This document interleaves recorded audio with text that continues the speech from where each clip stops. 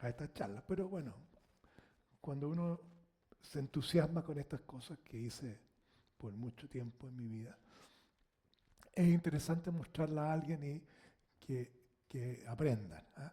Como somos poquitos, esto va a ser una conversación. ¿Ah? Siéntanse libres de preguntar si no entienden, de que les explique si puedo alguna de las cosas que no está bien explicada.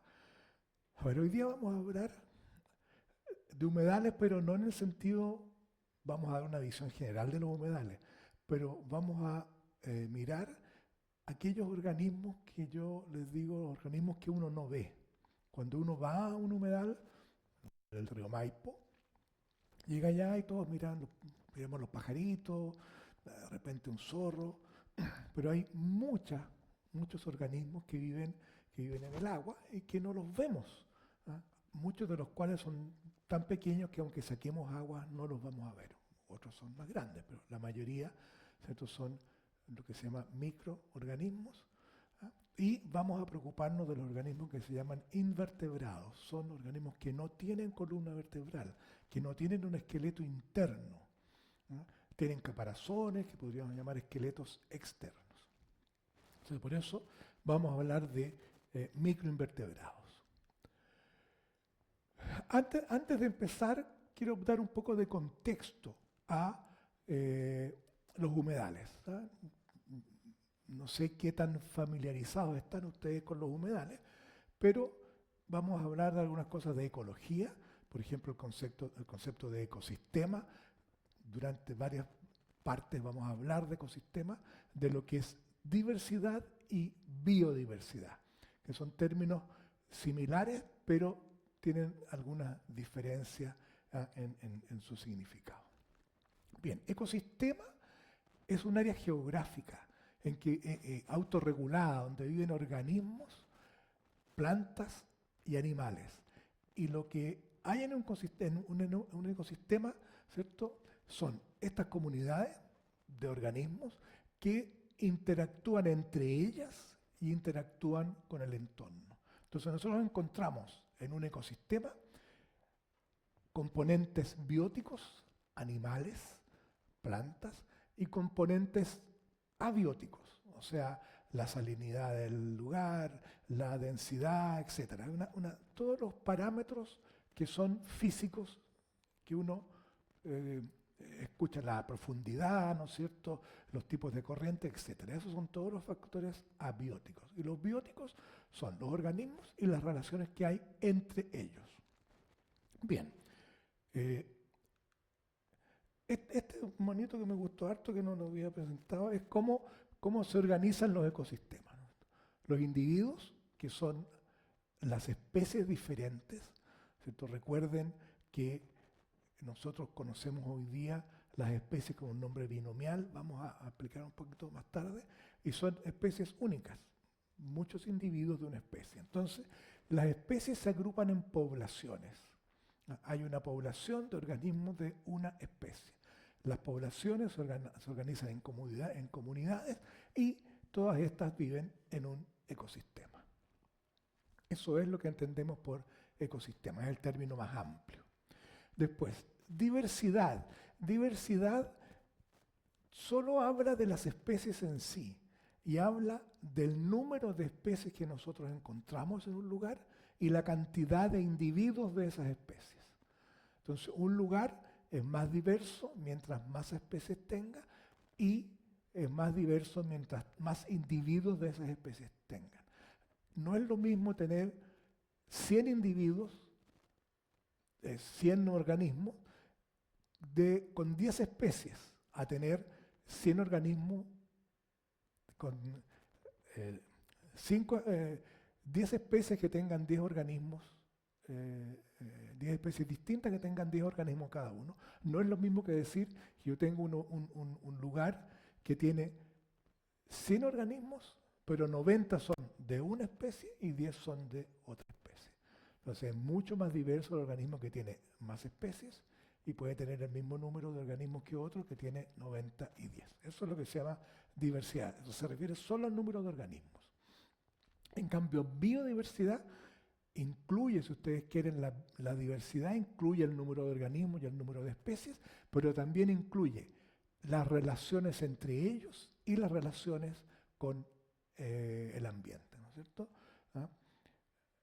Las relaciones entre ellos es, por ejemplo, la competencia, la predación, estudia también la variabilidad que hay en un ambiente. Entonces, eso es importante para conocer la biodiversidad, en lo más general. Por eso aquí habla que es un concepto multidimensional, porque uno puede hablar de biodiversidad desde el punto de vista del número de especies, pero también hablar de biodiversidad desde el punto de vista genético. Hoy día se usa mucho, ¿no es cierto?, la biología molecular y se utiliza para distinguir especies que son morfológicamente muy similares y no por la morfología no las podemos distinguir. Bien, ¿qué es un humedal? Obviamente es un lugar que tiene agua. Ahora, nosotros vamos a hablar aquí de humedales de agua dulce o aguas salobres. ¿Ah? Entonces, ¿qué es un humedal? Pueden ser naturales o artificiales. Un humedal natural, el que tenemos aquí, pero artificial es una pileta para cultivar peces. No sé si ustedes se fijaron a la entrada, hay una pocita ahí, ¿cierto? Y nosotros decimos, ese es nuestro humedal. Y la verdad que tiene mucha fauna. Es impresionante las cosas que uno encuentra en ese pequeño humedal, que es de agua dulce, pues agua, ¿no es cierto?, de un estanque. Y también se incluye como humedales el mar, una parte del mar, ¿no es cierto?, hasta 6 metros de la marea baja. No vamos a hablar de los humedales marinos porque tienen otras características y otro tipo de fauna. Entonces aquí vamos a hablar de los humedales que están, ¿no es cierto?, como el humedal del río Maipo. Y pueden ser aguas estancadas o corrientes. En general los humedales, como el del río Maipo, es una transición, ¿cierto?, entre una zona marina y un bosque que hay detrás del humedal, ¿no? Entonces, una zona de transición. Además, son muy dinámicos. ¿Ah? Aquí en el mismo río Maipo, ustedes han visto, hay años en que el humedal se va achicando, ¿cierto? Hay una laguna que cuando uno va por la ruta, sale a la ruta 78, que no sé cómo se llama ese camino, ¿no? Los Gallardos, San Juan. Hay una laguna que apareció de repente, no sé si han ido por ese camino, está gigante, que antes no había, ¿no? O había muy poquita agua. Por eso que son, y uno ve ahora está lleno de agua y qué sé yo, ¿eh?, de otros organismos. Bien, la base de la vida animal en un humedal, en un sistema en general, pero estamos específicamente hablando de los humedales, es lo que se llaman los productores primarios, las plantas, las algas, ¿no es cierto?, los árboles. En el caso del humedal, las plantas acuáticas y las microalgas. Recuerden que estos organismos, que llamamos plantas, algas, son autótrofos. Ellos producen, utilizando la luz solar y el CO2 y la energía que tienen almacenada en sus moléculas, producen materia orgánica. Las plantas no comen, ¿no es cierto? Uno sabe, uno pone una plantita y nunca uno le da pellets de algo, ¿no es cierto? Uno, lo que más le echará son nitrógeno, nutrientes y agua, po. Y está el sol y está... Entonces, eso es la base del humedal, es algo bien básico, ¿cierto?, que todos conocemos porque lo vemos diariamente. Estos son, ¿no es cierto?, lo que se llaman productores primarios. Son el primer eslabón en lo que antiguamente se llamaba una cadena trófica. Vamos a ver que eso ha cambiado. Ahora, luego estos productores primarios son consumidos por otros organismos, ya organismos animales, pequeños, que viven en el humedal, y estos organismos pequeños son consumidos por otros organismos un poquito más grandes y también después son consumidos por anfibios, por aves, etc. O sea, no habrían aves en el humedal si no existieran estos organismos en el agua. Pues las aves se alimentan principalmente de eso y también de plantas, semillas y otras cosas, algunos mixtos. Entonces ese es el ciclo que se produce en un humedal.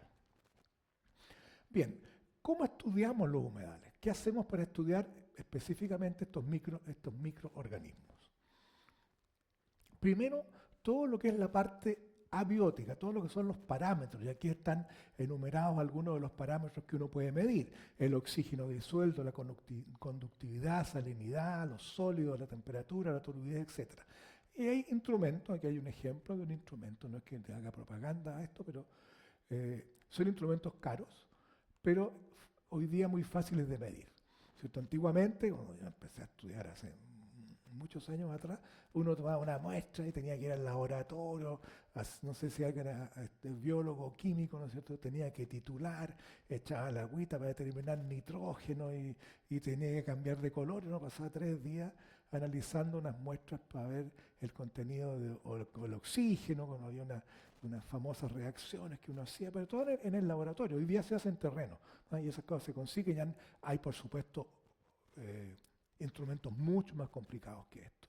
Pero hoy día es fácil medirlo y, por supuesto, esos son indicadores importantes de lo que se llama la salud del humedal, ¿no es cierto? Si uno va un poco más con otros instrumentos más sofisticados, puede medir metales pesados, etc. Hoy día existe toda la tecnología, todo depende de las platas que uno tenga para poder comprar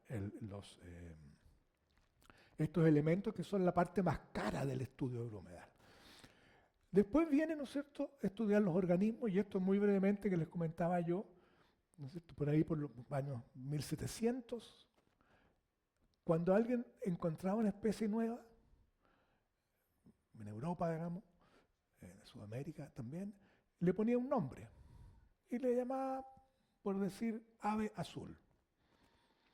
El del país del lado encontraba un ave, la describía y le ponía ave de patas largas. Pero cuando uno miraba esas dos aves, eran exactamente iguales. El nombre algo decía de las características, que era azul, pero el otro le puso, en vez de ponerle azul, le puso patas largas. ¿Ah? Pero son la misma especie. Entonces había un caos.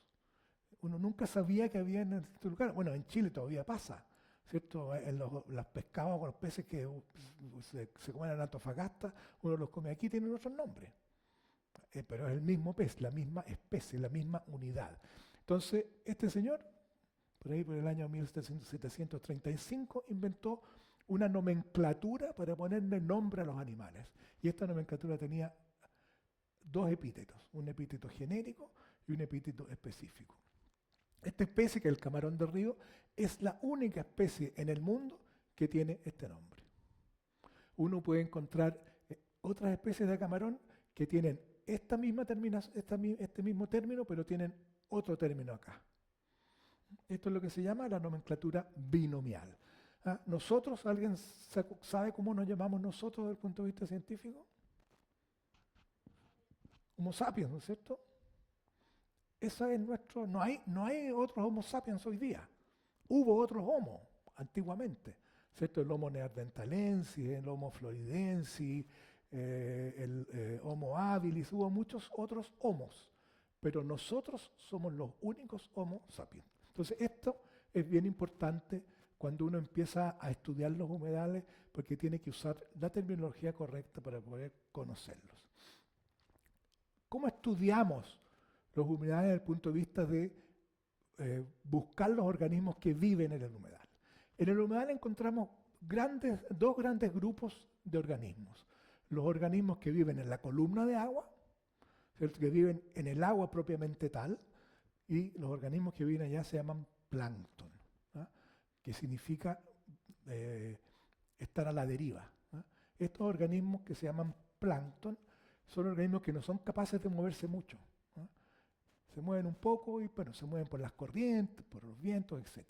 Y para eso, para muestrearlos, usamos este tipo de redes, ¿ah?, redes de plancton, que es, ¿no es cierto?, un cono con una malla especial y con un copo aquí atrás que tiene unos orificios ahí, y aquí atrás tiene otra malla. Entonces cuando uno arrastra la malla, se filtran los organismos y después uno saca este copo, ¿no?, y saca los organismos que quedaron retenidos ahí. Estas mallas son relativamente caras, ¿no? Indudablemente, para quienes están haciendo estudios, ¿no es cierto?, cuantitativos, ¿no es cierto?, requieren de que no se les escapen los organismos, etc. Pero a alguien se le ocurrió, si uno no quiere muestrear un humedal por saber lo que hay, ¿no es cierto?, uno usa una botellita de Coca-Cola grande, la corta lo corta ahí, se queda con esta parte y con esta parte, y las ensambla y con una media, ¿cierto?, usa esto para arrastrar, esto hace de boca y esto hace del copo. Entonces uno le puede poner una mallita chica ahí y cuando lo va arrastrando, todo lo que arrastra queda en esa mallita. Y por supuesto la media, obviamente no es una malla hecha especialmente porque los orificios de la malla se agrandan, se achican, etc. Pero es bastante útil si alguien quiere muestrear en forma más artesanal. Entonces, estos son los organismos del plancton. Como les digo, viven en la columna de agua. El otro gran grupo son los organismos del bentos. El bentos es el fondo, es la parte del fango, de la tierra, de la arena, el fondo del humedal. Ahí se encuentran muchos organismos. Y para eso también hay una serie de instrumentos diseñados para muestrear. ¿No es cierto? Tubos, estos tubos de PVC, ¿no es cierto?, que se meten en el humedal, en la parte del fondo, aquí en la orilla, y uno muestrea, o para muestrear organismos que están en el fondo, como están aquí.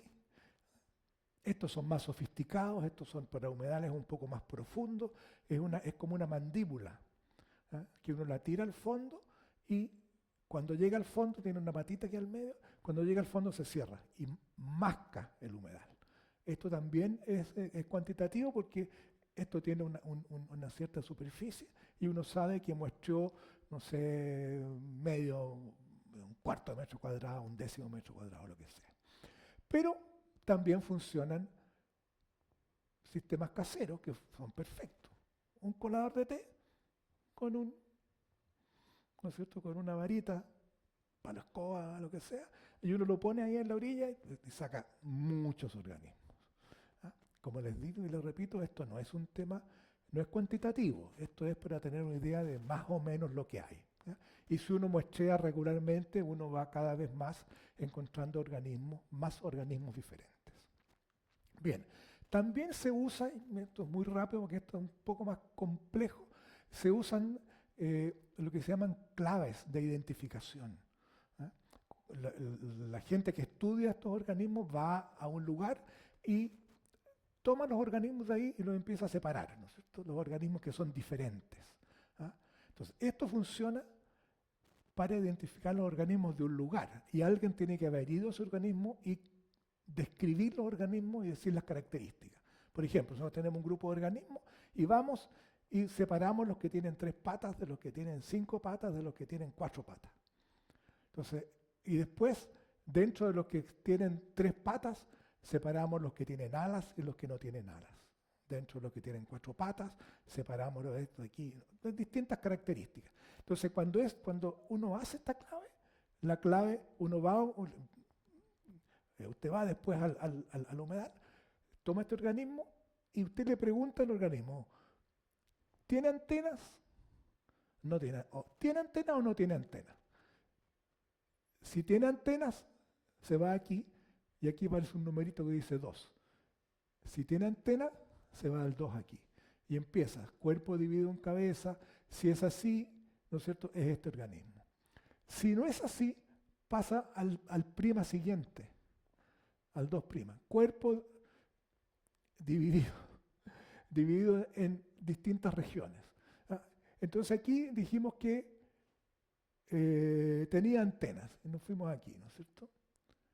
Cuerpo dividido en cabeza, tronco, etc. Y así uno va avanzando y llega a conocer lo que ese organismo hay. Mientras más específicamente uno quiera ir, ¿cierto?, estos son grandes grupos de organismos. Mientras más específico quiera ir, más compleja es la clave. Y cuesta más, ¿cierto? Y además que en muchos casos no hay claves de organismos. No, hay que hacerlas, alguien tiene que hacerlas. Entonces han habido un esfuerzo de un grupo de investigadores norteamericanos que nos invitó a escribir un libro de invertebrados de agua dulce. ¿Ya? Y se reunieron más de 120 personas, no nos reunimos nunca, pero hoy día con el internet no hay que hacer nada. Entonces, cada uno hizo claves con los organismos que eran de su especialidad. ¿No es cierto? Yo hice un grupo de crustáceos que vamos a mirar, y otra gente hizo, ¿no es cierto?, los moluscos, etcétera, etcétera. Y salió un libro de 1000 y tantas páginas. Pero si alguien se quiere dedicar formalmente a estudiar los humedales, tiene que tener este libro. ¿Ah? Es de una colección de libros bien famosa. Bueno, entonces, ¿cómo es un humedal desde el punto de vista del ambiente? Ya dijimos, esta es la columna de agua, aquí hay agua. Los organismos que viven aquí se llaman plancton, aquí hay algunos pocos ejemplos. Además, por supuesto, hay otros organismos más grandes que viven en el humedal, ¿no es cierto?, como peces, por ejemplo, anfibios, tienen otros nombres. Entonces, y lo otro importante que uno tiene que tener presente en el humedal son dos efectos de la temperatura, perdón, de la profundidad. Uno es la temperatura. A medida que uno va bajando en el humedal o en el mar, la temperatura va bajando porque obviamente esta zona está expuesta al sol. ¿Ah? Y hay una curva de temperatura que está como aquí, ¿no es cierto? Acá hay 30 grados, pero a medida que uno va bajando en profundidad, la temperatura va bajando. ¿Ah? Y esto ocurre en los humedales, en el mar, en humedales que son, no sé, 3, 4 metros. Un humedal que tiene nuestro propio humedal aquí no tiene termoclina, no tiene esa variación de temperatura. ¿Cierto? Hay una temperatura donde empieza a variar con la profundidad, eso es lo que se llama la termoclina. Y otra cosa muy importante en esto es la penetración de la luz. Porque para las plantas que hacen fotosíntesis necesitan luz solar. Entonces, si no hay luz solar, no hay fotosíntesis, si no hay fotosíntesis, no hay organismos con los cuales se pueden alimentar el resto de los organismos animales. ¿Cómo se alimentan estos de acá? Con lo que cae de arriba o se comen entre ellos. Pero aquí, ¿no es cierto?, en esta zona que se llama afótica, no hay luz aquí, ¿cierto? Aquí no hay plantas. Entonces los organismos que comen plantas no pueden vivir aquí. Aquí comen organismos que se comen entre ellos o muy comúnmente comen organismos que mueren en la superficie y caen al fondo. Bien, entonces, dentro de estos grupos que hablamos del plancton, de estos que se llaman grupos ecológicos, que son diferentes tipos de organismos que viven en diferentes ambientes. Entonces,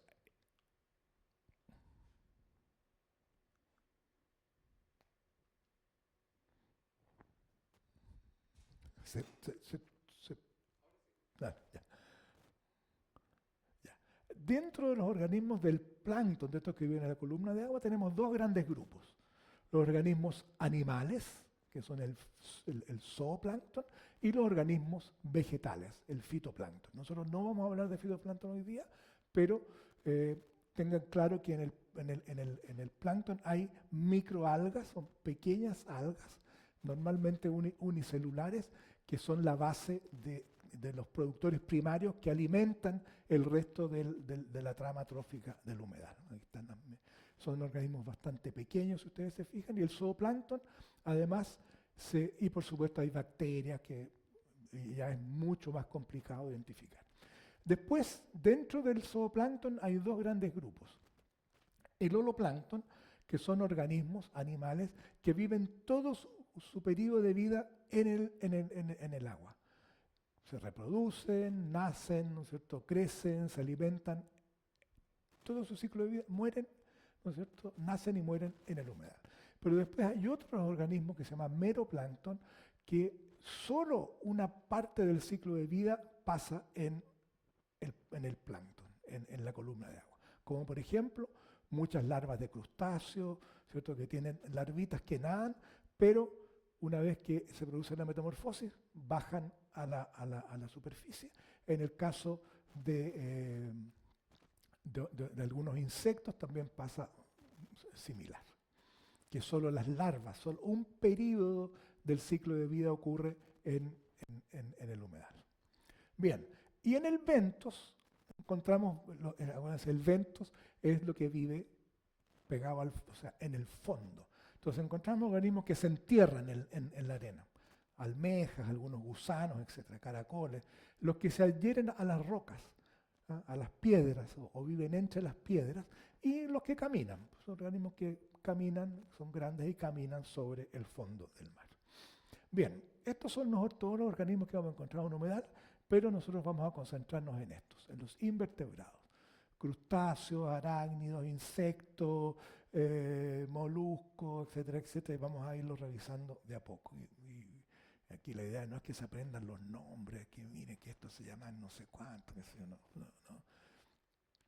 Entonces, los primeros organismos que aparecieron hace 4.000 millones de años atrás eran tipo bacterias, cianobacterias.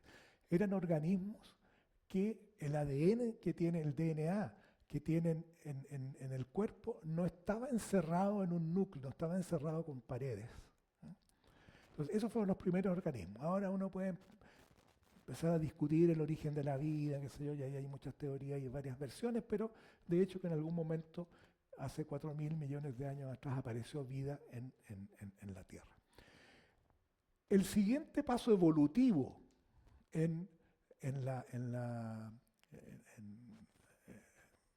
los animales, ¿no? Fue que aparecieron organismos que ya tenían núcleo, que ya el material genético estaba encerrado en una cámara, con una pared, con una membrana. Y en la mayoría, casi todos, eran unicelulares, organismos de una célula. Entonces, estos que se llaman protozoos, proto es anterior, ¿eh? Entonces era anterior a los animales, a pesar de que estos también eran animales, pero bueno, ese nombre le pusieron. Se llaman eucariontes porque tienen es verdadero, carión es núcleo, o centro. Entonces, estos, a pesar de que el núcleo no necesariamente está en el centro, pero estos organismos se llaman eucariontes y son animales, se reconocen como animales, no tienen pared celular, necesitan alimentarse de algo, no producen su propio alimento como las plantas, no tienen cloroplasto, a pesar de que vamos a ver que algunos sí tienen, y alguna etapa de su vida ha sido móvil. Aquí, esto de que no albergaron cloroplasto, que son las células que producen la fotosíntesis, a medida que se empiezan a estudiar, encontraron, digamos, protozoos que tenían cloroplasto, por lo tanto, se alimentaban como un protozoo heterótrofo que necesita alimentarse, pero también hacían fotosíntesis. Entonces empezó la pelea entre los botánicos y los zoólogos. No, esta es una planta. ¿Cómo hacer una planta? Si come, se come come bacterias. Entonces, bueno, ahí pelearon por muchos años, hasta, que no sé, unos 20 años atrás. Se pusieron de acuerdo que se llamaran todos protistas. No protozoos, sino protistas eran todos los organismos, incluía a todos los organismos que no se sabía evolutivamente si eran parientes.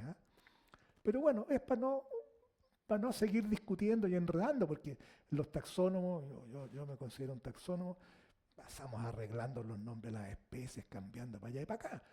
Pero el que trabaja con estos organismos se enreda. Los ecólogos, por ejemplo, que tienen que saber, los que estudian los ecosistemas, tienen que saber los nombres. Entonces, si cada vez que los taxónomos se les ocurre cambiar los nombres, tienen que estar cambiando lo que están haciendo. Entonces, esto ha ayudado mucho a que esto se limpie. Bueno, después vamos a empezar a mirar ahora qué organismos específicamente hemos visto. Ya sabemos que hay protozoos, y entre los protozoos hay dos grandes grupos. Aquí empezamos a hablar de organismos unicelulares. Una célula, solo una célula. Se pueden agrupar varias células. Uno ve a veces colonias de organismos que son colonias de organismos unicelulares que pueden formar como un conjunto de organismos un poco más con varias células, pero las células no tienen la conexión que tienen nuestros órganos, ¿no es cierto? No hay conexión entre ellos. Entonces, entre los protozoos, entre los protistas, ¿cierto? Hay algunos que son planctónicos y tienen cilios, que tienen como unos pelitos que les sirven para moverse y para atrapar el alimento. Y otros que son bentónicos. Los planctónicos obviamente viven en la columna de agua y flotan, y los bentónicos viven pegados al mar con sistemas, ¿no es cierto?, de sujeción al sustrato o alguna alga que está en el fondo. Y también hay organismos que son amebas, que ustedes probablemente las amebas han escuchado desde el punto de vista de la salud, que han dicho que tengo amebas en el sistema digestivo. Estos son parientes de esas amebas.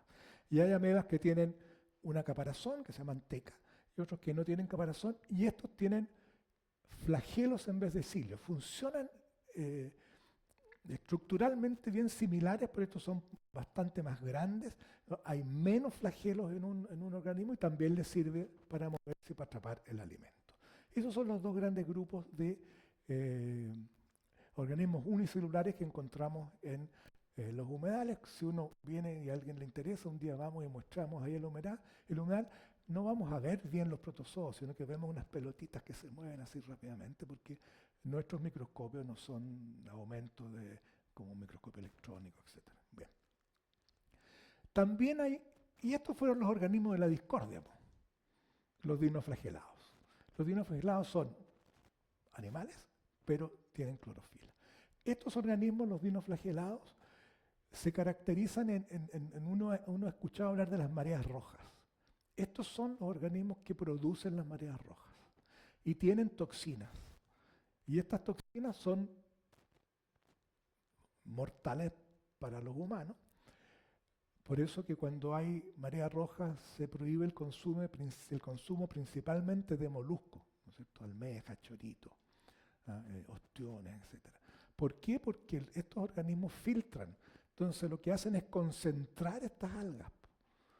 No le hace nada a ellos. En algunos casos se ha encontrado que sí, pero concentran las algas que están, ¿no es cierto?, dispersas. Las concentran y cuando uno se come uno de estos bichos se come un concentrado de veneno. Y han habido varias muertes al respecto. Estos organismos siempre están en el agua, pero hay 2 organismos por litro, estoy inventando las cantidades, muy poquito. Claro, entonces uno se come un molusco en condiciones normales y no sé, pues se va a comer 20 de estos bichos. Pero cuando las condiciones ambientales, cuando aumenta la temperatura, cuando hay muchos más nutrientes, estos organismos se empiezan a dividir muy rápidamente y hay muchos por litro. Entonces uno se consume y estos son lo que se llama marea roja, y estos son los dinoflagelados. Hay otro tipo de organismos que también están dentro de los protistas, que son dinoflagelados también, pero tienen la capacidad de producir luz. Y los más antiguos aquí, ¿no es cierto?, se acordarán que uno iba a las playas, uno en la playa de Cartagena. O sea que yo le puedo mandar esta cuestión, ¿eh? Perdón, ¿qué pasó? ¿Qué hice?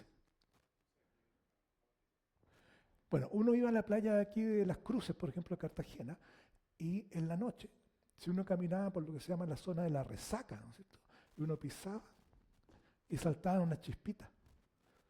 Eso hoy día ya, ni sé, pues, entre los autos que andan por ahí, miles de personas, y se producía, esta es una exageración, esto es creo que en Australia, donde en algunas playas hay estas noctilucas que son como esas de ahí, ¿no es cierto?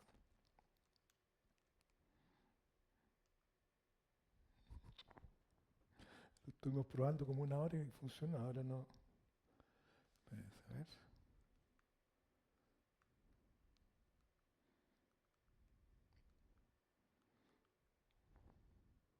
¿Tú? Entonces este es un video muy corto de lo que es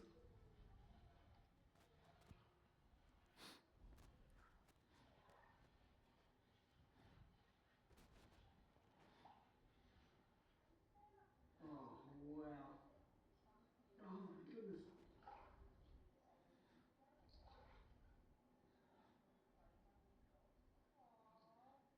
This is incredible.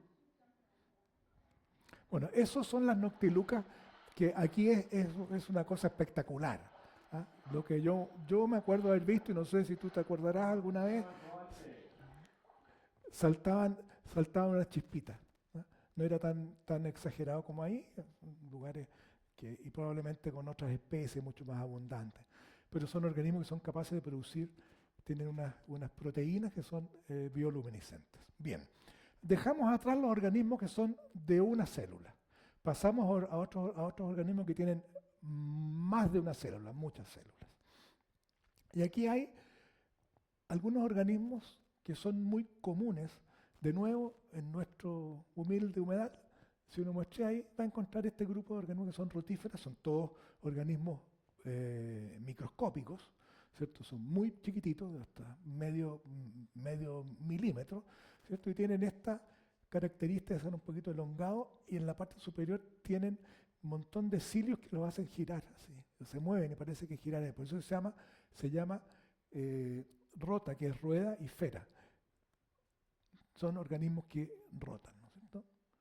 Hay en todas partes, como les dije, multicelulares y muy comunes en el agua. ¿Ah? Nuestro humedal siempre encontramos. El otro grupo de organismos que también son muy pequeños, estos viven en el plancton, en la columna de agua, los rotíferos viven más bien pegados al fondo, se llaman copépodos y tienen esta característica forma media ovalada, elíptica en la parte de la cabeza, y el abdomen es bien alargado.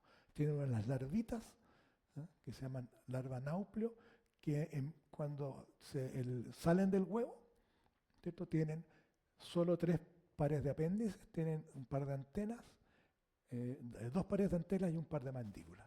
Y a medida que van creciendo, se van agregando más segmentos hasta llegar, ¿no es cierto?, a la forma que tienen aquí, y en este caso es una hembra que lleva los huevos ahí, ¿no? Hembras todas, ¿no? Son relativamente abundantes, no tenemos acá, pero en el humedal del río Maipo salen.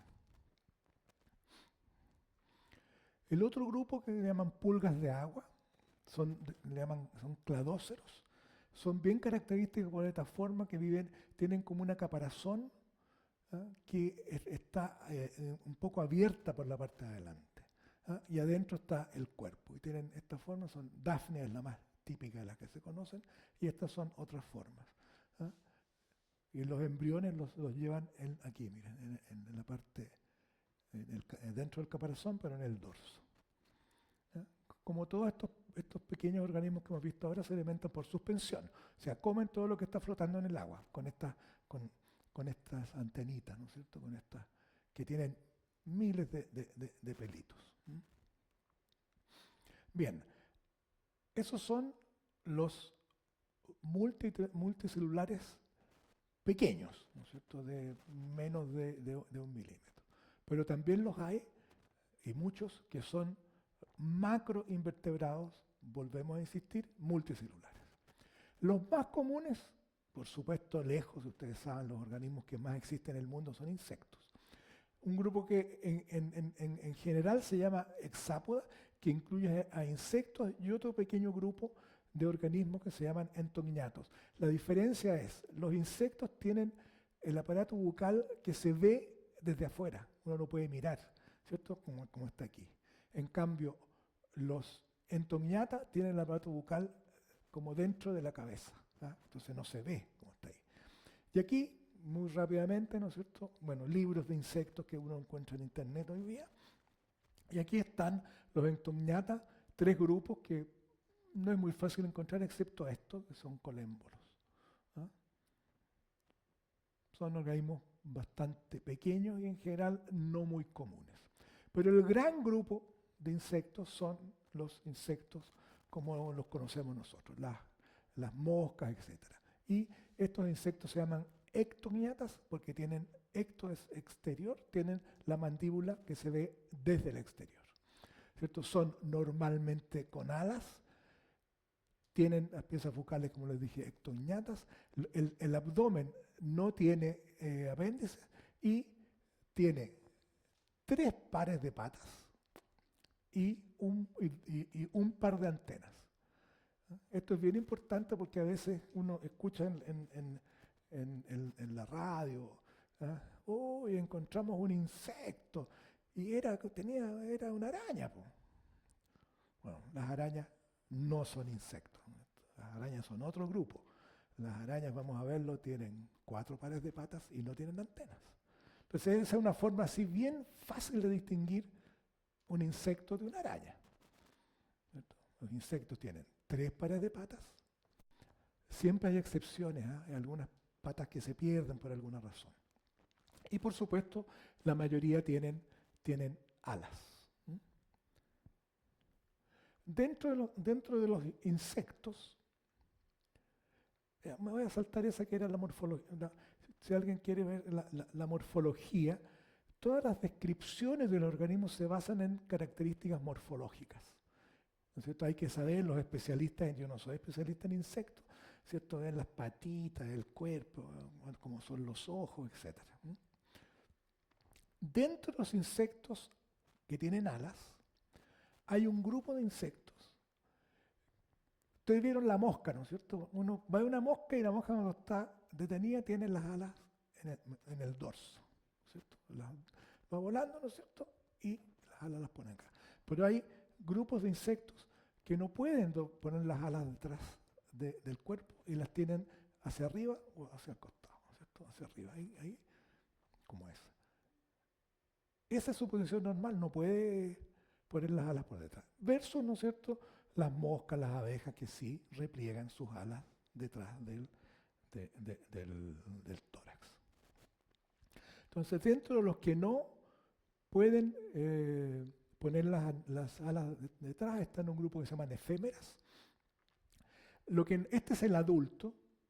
Lo que nosotros vemos en el humedal, en el agua, son las larvas que tienen esta facha. No muy importantes los nombres, pero son, ¿cierto?, que tienen unos grandes apéndices ahí en el tórax.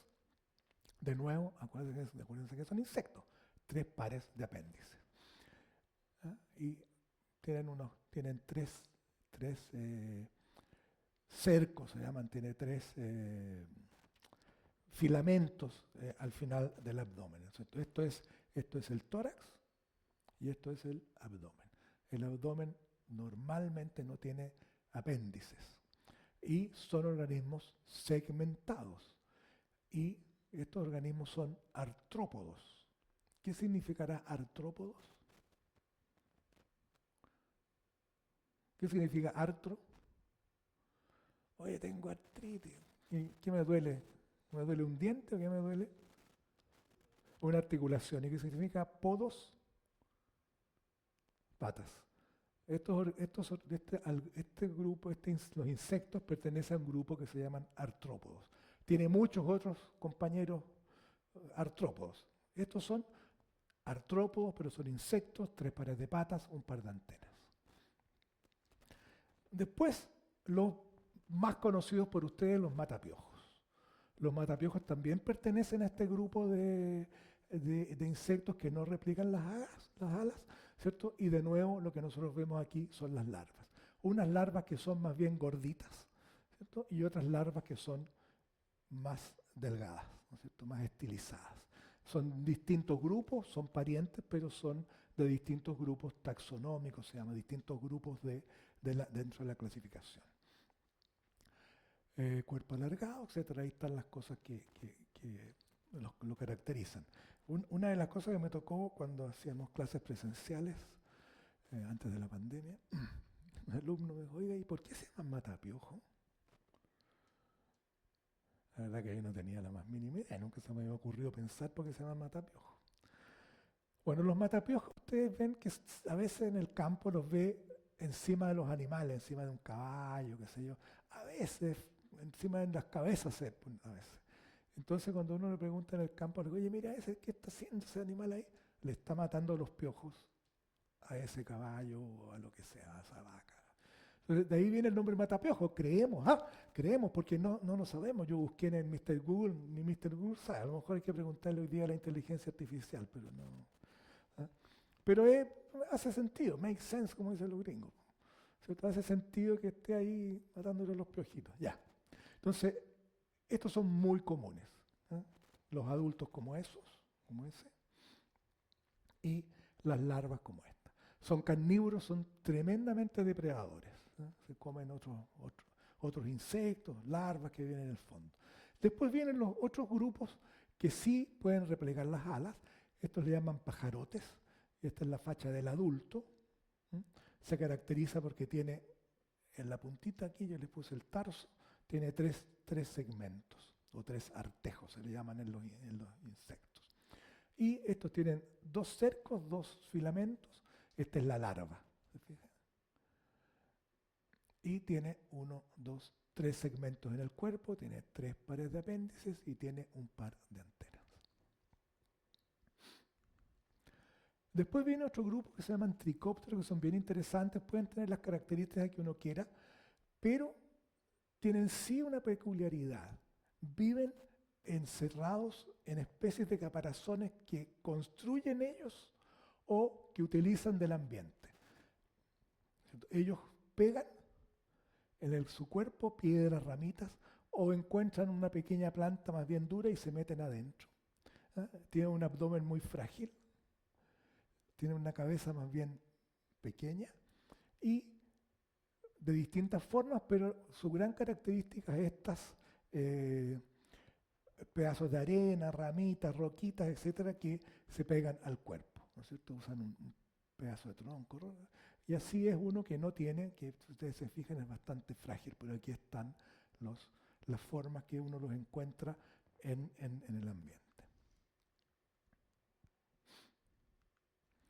Después están los coleópteros, ¿no es cierto? Los escarabajos, las chinitas, etcétera, que todavía estamos en los insectos, tienen 3 pares de patas, tienen un par de antenas, estos tienen 2 pares de alas, y la ala que está más por el exterior es dura. Se llaman élitros, por ahí está, élitros. No sé, ustedes a veces se meten a la casa y empiezan a volar y uno ve que vuela así, pero después cuando queda tranquilo uno ve que tiene unas cosas duras encima, ¿no es cierto? Ahora, esos los despliega, los abre, los tira hacia adelante, saca las alas y vuela. Y son algunos muy buenos para volar, ¿cierto? Esto es lo que nosotros vemos como adultos, pero hay algunos coleópteros que viven toda su vida en el humedal, en el agua.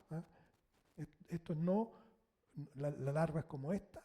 La larva, cuando se produce la metamorfosis, no se queda en el agua, sino que sale a la tierra, como estos, los típicos coleópteros que uno ve, las vaquitas y qué sé yo.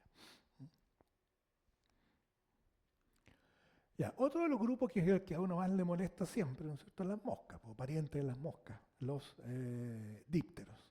Los dípteros tienen solo un par de alas. Las moscas tienen un solo par de alas.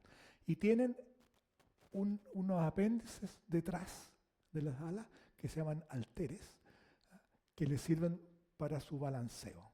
Son unas alas modificadas, si ustedes quieren. Estos son, ahora, los adultos, por supuesto, en la tierra, pero las larvas tienen una forma bien característica, alargados, prácticamente no se les ve la cabeza, ¿cierto? Estas las típicas larvas de mosca que a veces uno ve, no es muy común verlas, pero cuando están las cosas agusanadas es porque una mosca puso un huevito ahí y se formó una larva.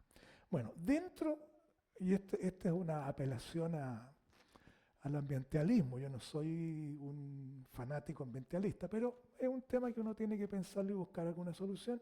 Son los famosos zancudos que los que vivimos aquí en Santo Domingo, ¿no es cierto? Todos los años peleamos y como está el humedal acordó con la municipalidad no fumigar.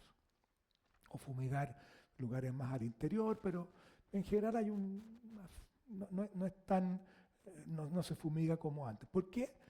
A ver, los huevos que ponen los zancudos los ponen normalmente en el agua. Una vez que estos huevos se empiezan a metamorfosear, se producen larvas. Estas larvas como que cuelgan del agua. Tienen un sistema como un pegamento usando la tensión superficial del agua, cuelgan del agua. Y tienen unos tubitos por los que respiran, que salen a la superficie. Después que sigue la metamorfosis se forma una pupa que tiene esa forma y después de unos días salen a la superficie, sigue la metamorfosis y sale el mosquito.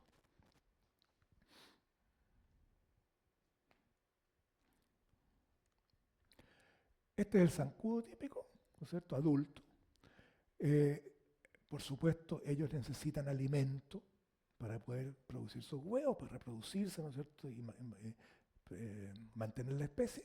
Y las hembras utilizan como alimento nuestra sangre y la de los animales, obviamente. ¿Ah? O sea, la que nos pica es una hembra. Y el resto de los otros comen, ¿no es cierto?, néctar de las plantas y son importantes polinizadores. Creo que está en la siguiente diapositiva. Pero tienen otro gran defecto. Aparte que nos pican, transmiten enfermedades. Enfermedades que en muchos casos son graves. Uno ha escuchado el dengue y otros tipos de enfermedades que aquí en Chile no son muy comunes, pero en otros países tropicales hay muchas enfermedades transmitidas por los mosquitos. Esto ya lo hablamos.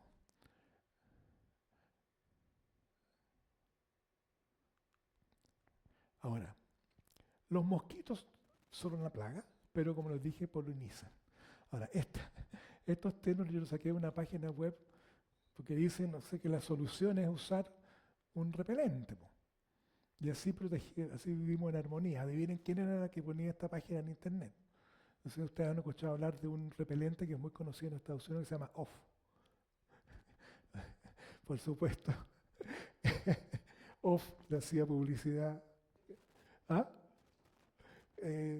Veladamente, si ustedes quieren.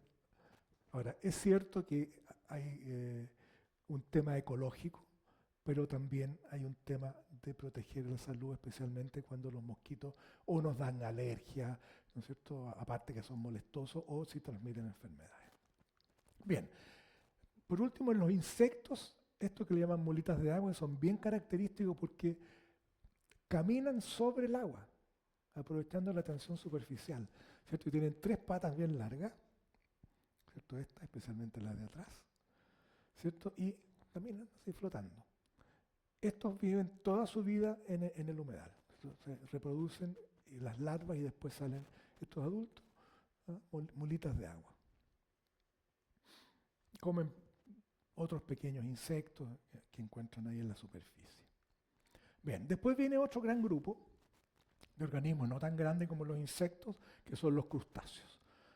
Estos crustáceos, ya olvídense de las 3 pares de patas y el par de antenas, estos en general tienen 2 pares de antenas y más de 4 patas. En general 5 o más. La reproducción de los crustáceos. Vimos los copepos, nosotros vimos que una cosa parecía a esta. Entonces, en los crustáceos en general, esto es la larva, que tiene estas 3 pares de apéndices nomás, que después va agregando más segmentos y se transforma, en el caso de estos ejemplos, una jaivita, se forma un organismo que es como una jaiva. Parecido, se llama megalopa, y ahí está el abdomen. En algunos, en los camarones, por ejemplo, en el langostino, en las langostas, el abdomen queda extendido, en cambio en las jaivas que uno ve, el abdomen está debajo del cuerpo, ¿no es cierto? Está doblado. Bueno, el camarón de río, todos lo conocemos, todos lo comimos, ya no porque prácticamente no hay. El camarón de río llegaba antes hasta aquí, hasta el río Maipo. Y hoy día difícilmente llega al Limarí, ¿no? A los Vilos llegaba antes. En Perú también hay.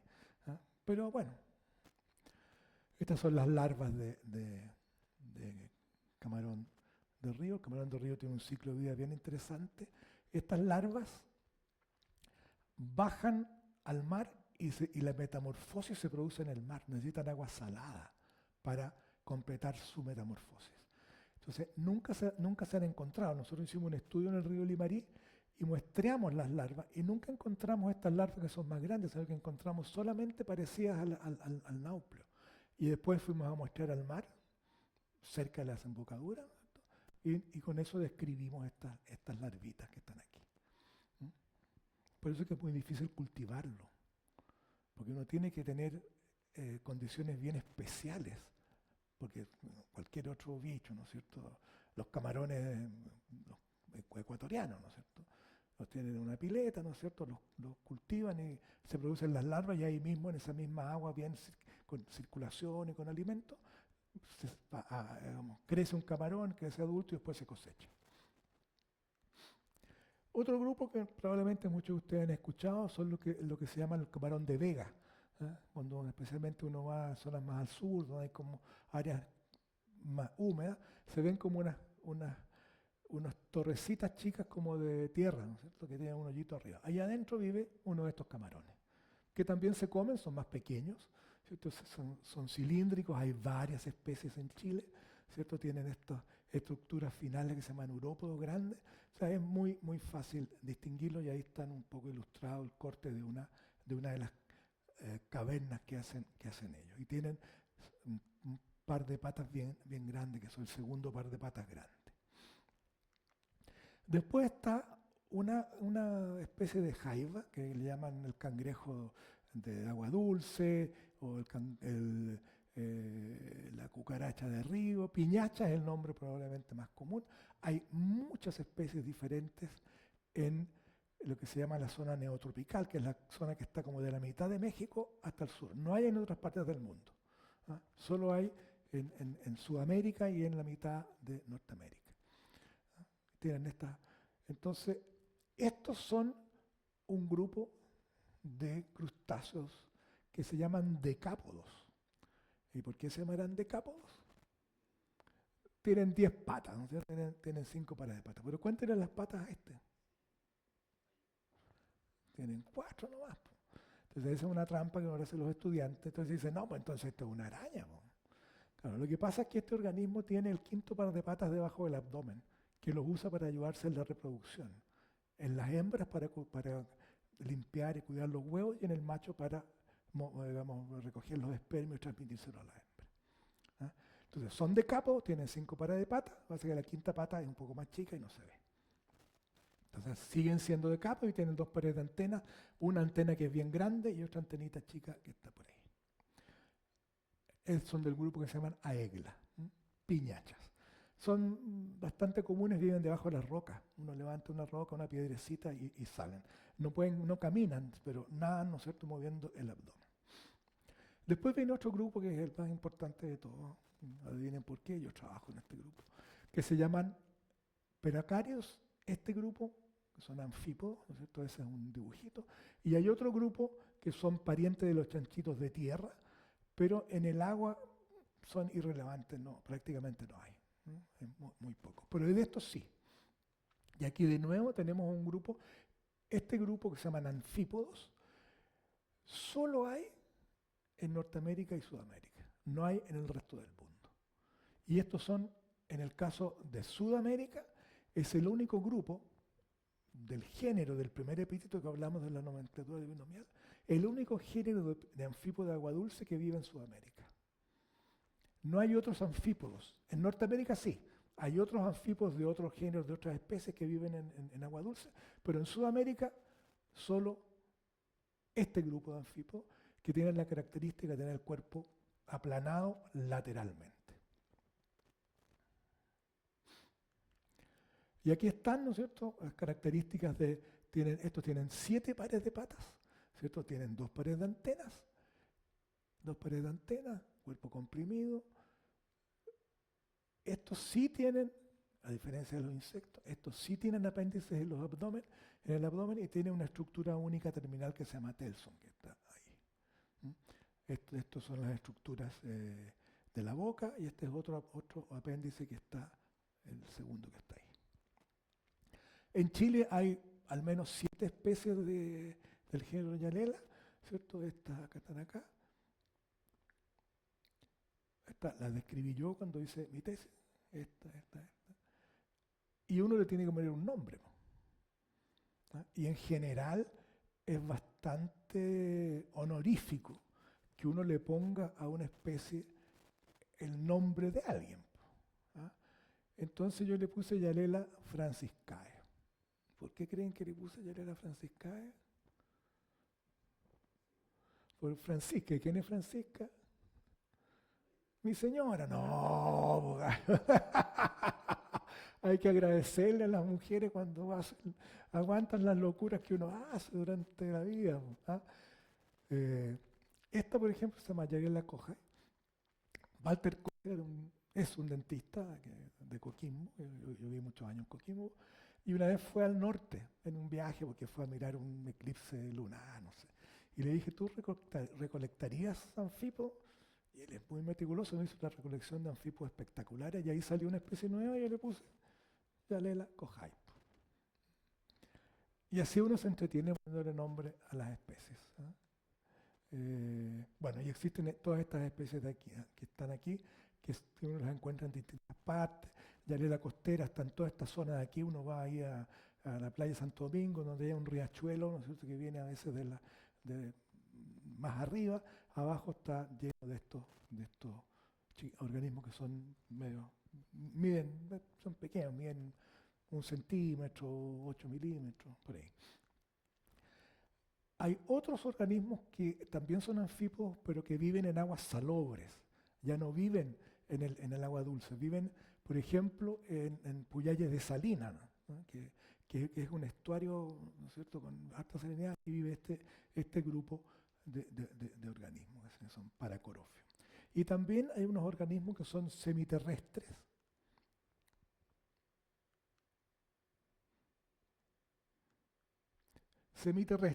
que viven en la parte alta del humedal, ¿no es cierto?, entre lugares húmedos.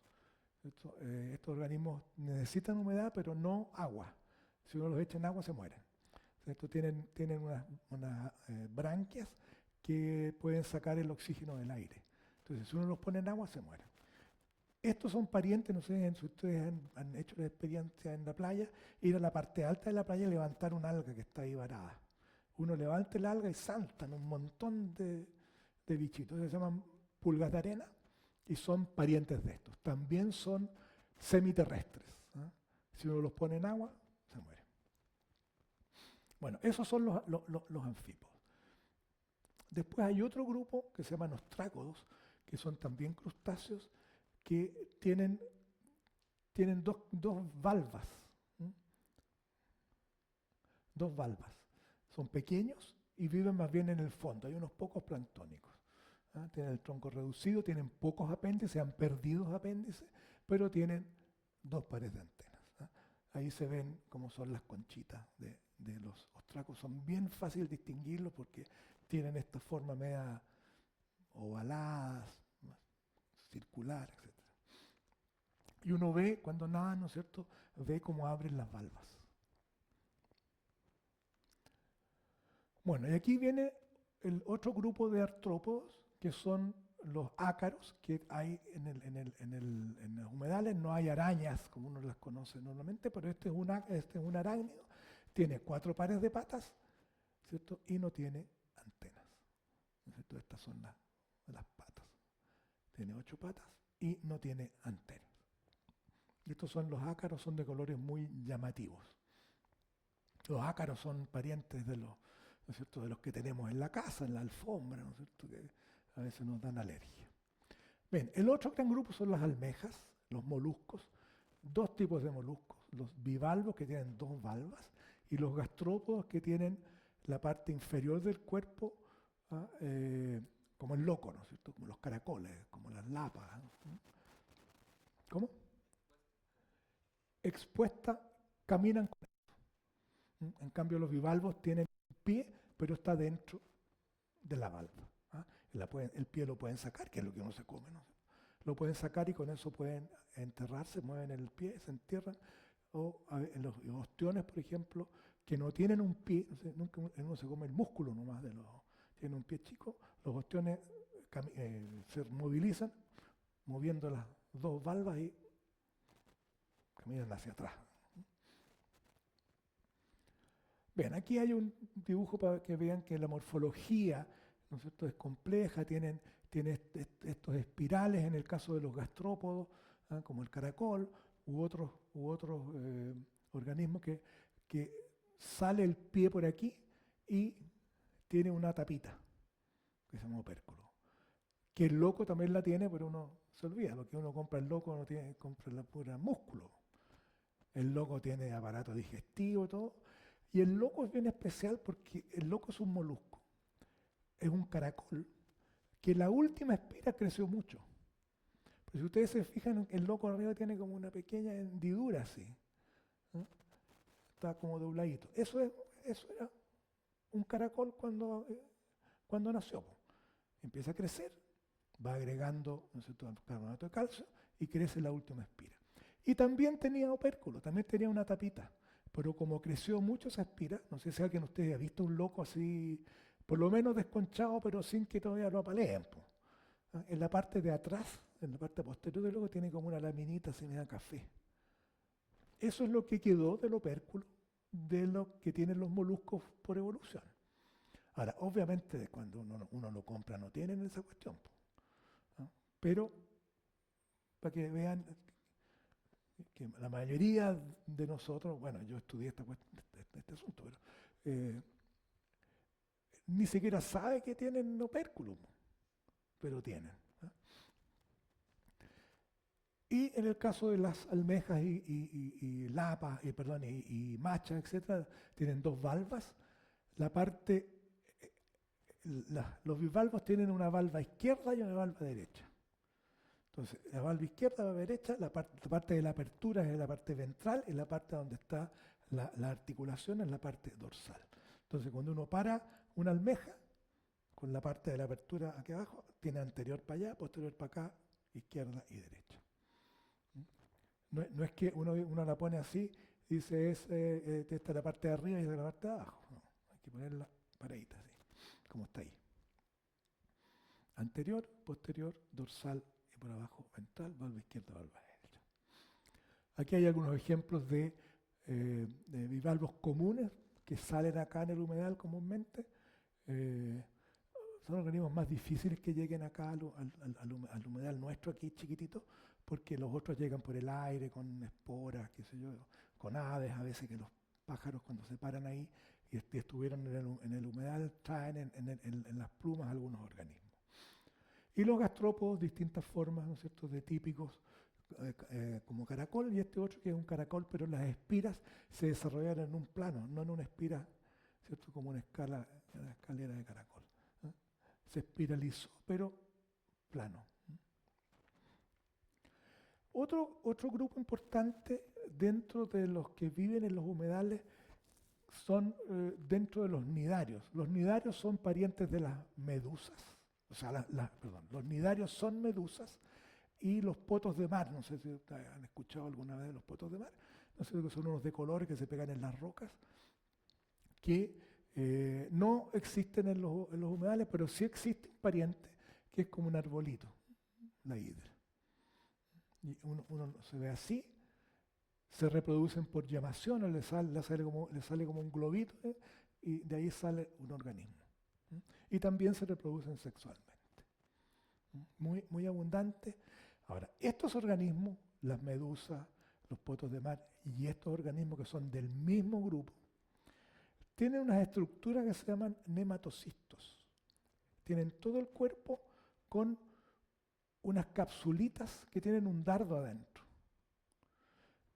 Y cuando uno lo toca, el dardo se dispara y tienen una sustancia urticante.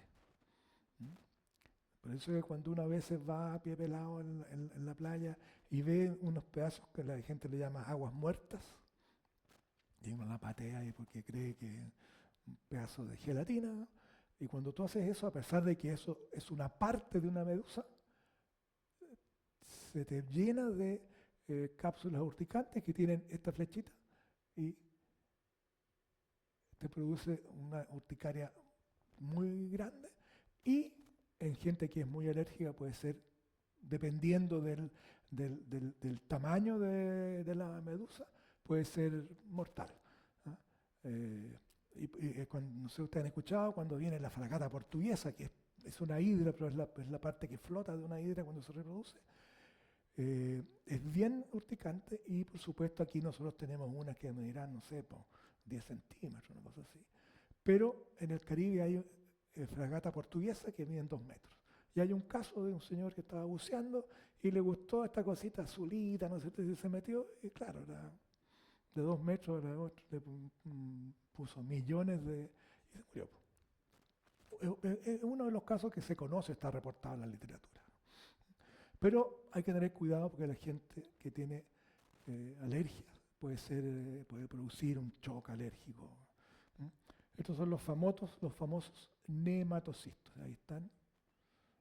Y están en este contenedor y tienen una especie de gatillo. Entonces cuando salen, uno se toca el gatillo y ¡pum! Se dispara. ¿Mm? Otro grupo que son unos que se llaman gusanos planos.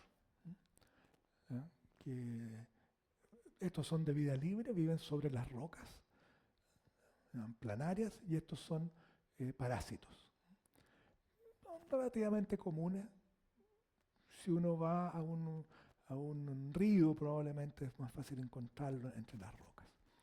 Después hay un grupo grande de gusanos que son anillados, que el cuerpo tiene anillos. Y aquí hay este grupo que tiene, si se fijan, tiene anillos, y en cada segmento tiene una estructura que tiene muchas cerdas, muchas quetas. Y por eso se llaman poliquetos. Estos son, en el sur hay una especie bien común, acá es difícil encontrarlo. Estamos hablando de agua dulce. En el mar está lleno, ¿no es cierto? Entre los choritos, ahí uno los encuentra por todos lados. ¿Ah? Después están aquellos gusanos anillados, pero que no tienen las cerdas como las tienen los poliquetos. Tienen unas poquitas cerdas, por eso se llaman oligoquietos. Ahí está, oligoquietos. La lombriz de tierra es el representante más típico, pero también hay unos más pequeños en el agua dulce. Tubifex, nosotros y este otro que está aquí, que algunos son muy pequeños y se pueden ver, nuestro humedal también los tiene.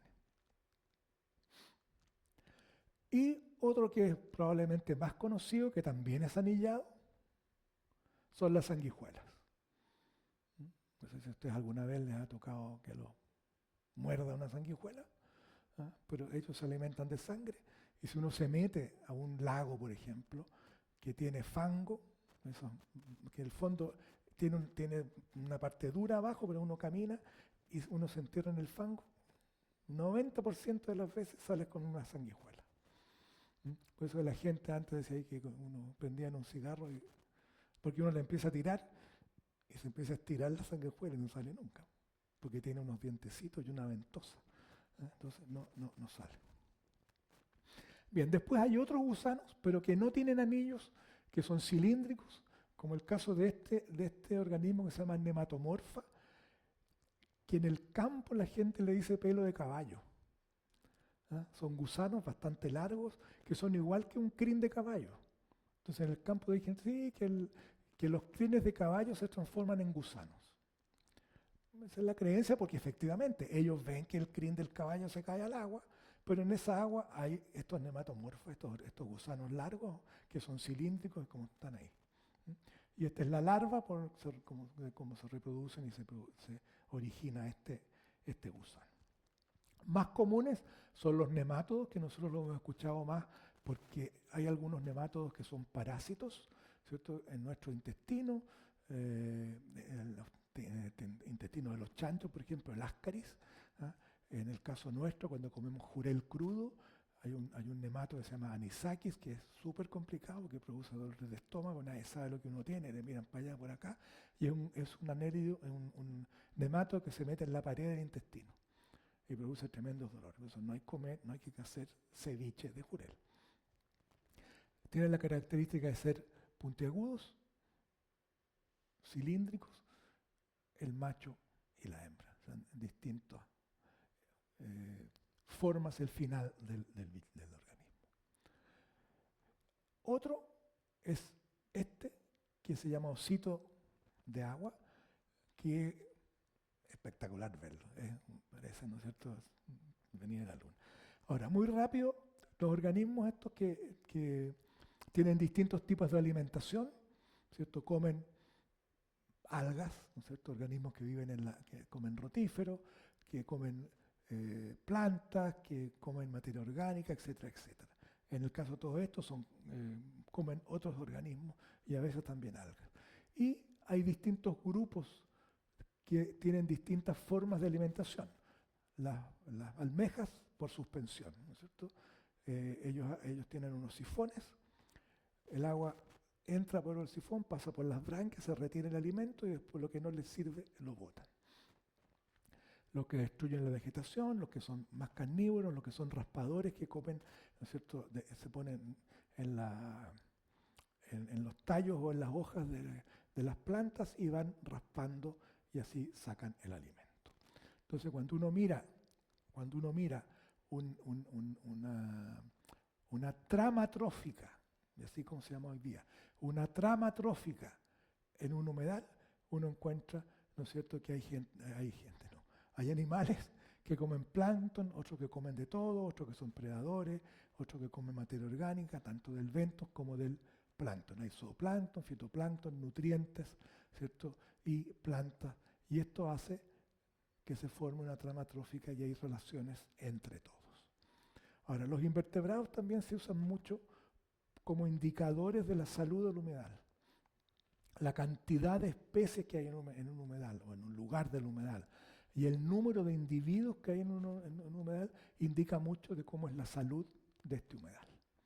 Y por eso se utilizan mucho, además porque hay mucha cantidad de estos invertebrados y cuando empiezan a ver, uno empieza a mirar, ¿no es cierto?, que hay, lo que yo comentaba recién, 90 organismos de una especie y unos poquitos de otra, ese humedal tiene algo raro. Y también hay unos organismos específicos, especialmente insectos, que indican que ese humedal está con algún problema de salud, ¿cierto? O tiene algún contaminante, que ese organismo es resistente, etcétera, etcétera. ¿No? Y aquí estaba explicado eso, pero no lo vamos a ver. Muchas gracias, entonces. El humedal nuestro es malito. Sí, terminamos. Muchas gracias. Dame la luz para poder... es que estoy igual que en el festival de niña. No, la luz.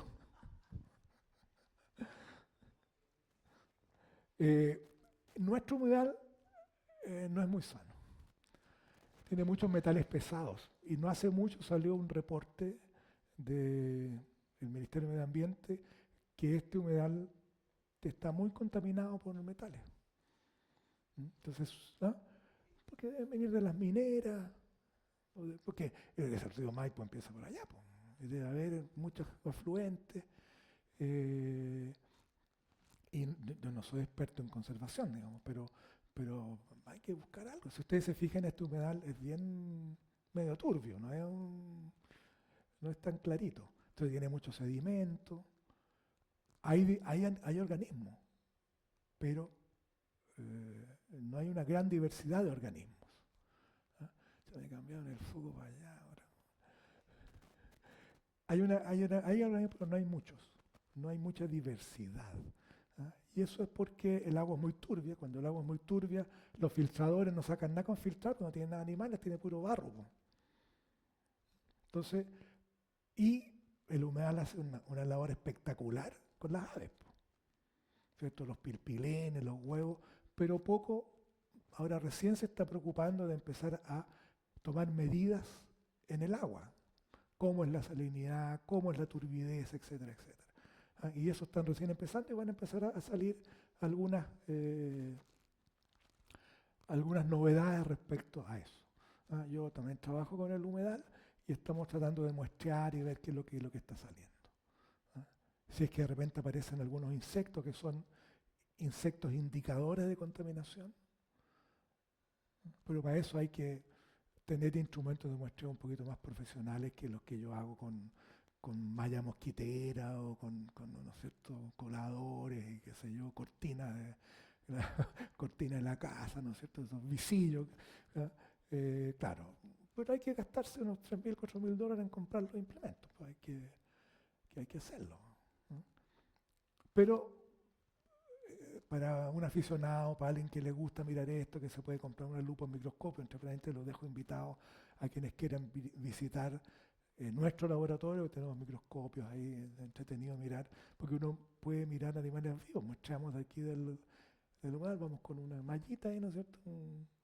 También un sistema de muestreo, que es un frasco plástico que yo le saqué la parte de atrás, ¿no es cierto? Y ahí le pongo una malla. No, la malla se la pongo en el hilo del frasco, ¿cierto? Y está abierto por atrás, entonces uno va muestreando y quedan todos los organismos pegados en la malla, después los ponemos en una plaquita y se ven al microscopio. Y también hay organismos un poco más grandes que uno los mira en otro microscopio que es diferente para ver organismos enteros, en 3 dimensiones. Ahí nos entretenemos, eso es lo que hacemos. Y durante el año hacemos algunos talleres también. O sea, para la gente que vive acá, vamos a repetir un taller que hicimos el año pasado, que es un taller de humedales, pero más largo, de 14 sesiones, ¿cierto? Y con laboratorios, con salidas a terreno, etc. Ir a muestrear, mirar aves, etc. Entonces, en eso nos entretenemos. Yo soy voluntario aquí, soy un viejo jubilado, pero un jubilado no puede dejar de hacer cosas. O sea, ¿sí?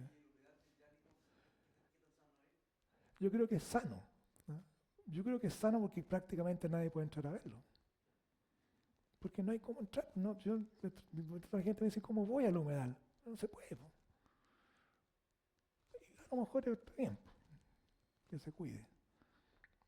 Yo creo que es bastante sano. Por eso también que ese humedal es sitio Ramsar. No sé si han escuchado ustedes.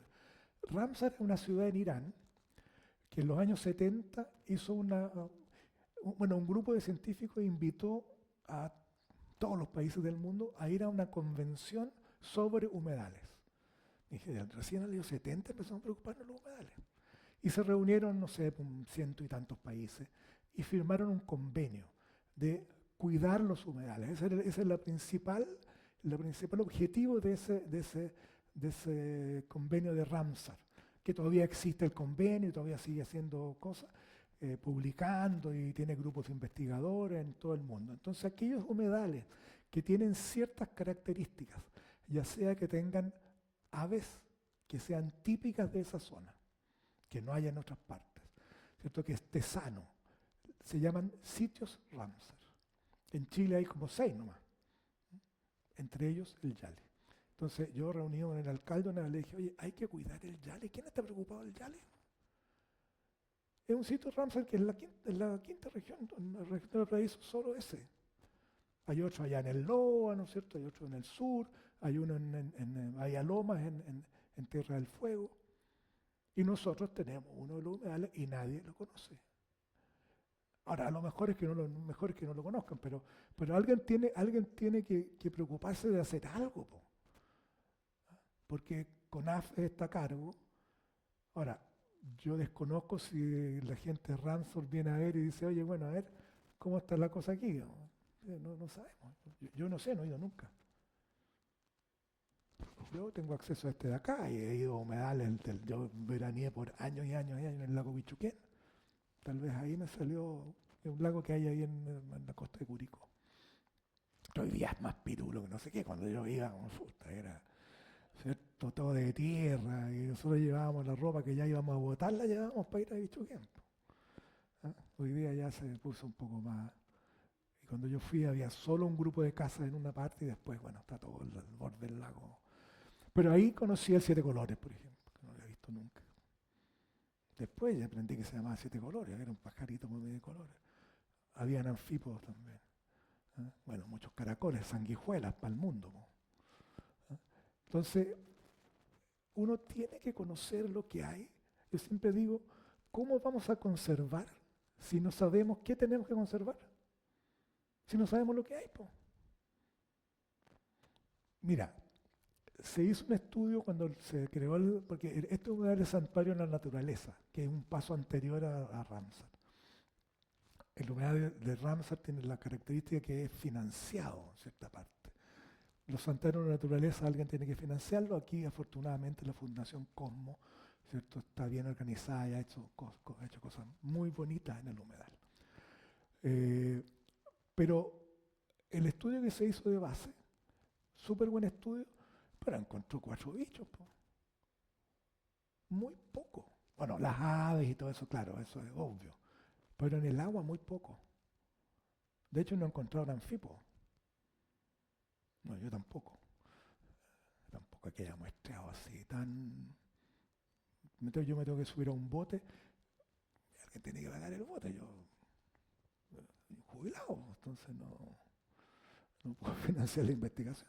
Pero ya tengo medio convencido ya al humedal que hagamos algo en un bote. Pues empecemos con las mallas que tengo yo, que son unas mallas piñuflas, malla mosquitera, ¿no es cierto? Con aros de, ¿cómo se llama lo que hacen las señoras? Con un bordado y comprar unos anillos así, ponerle con los aros más grandes, eso yo me hice unas mallas. Tenía unas mallas yo muy buenas con mallas de verdad. No te preocupes, no te preocupes si las pilas están más malas, que después ahí le pedimos al Víctor que no. Esto, lo único que funciona es esto.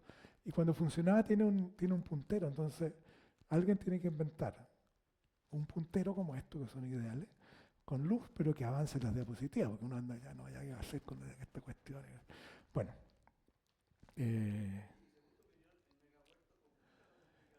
mira, complica la humedad, no, obvio, pero, pero ¿qué vaya a hacer? Si tampoco podéis, o sea, San Antonio tiene que crecer, San Antonio está como está hace 100 años, no ha cambiado.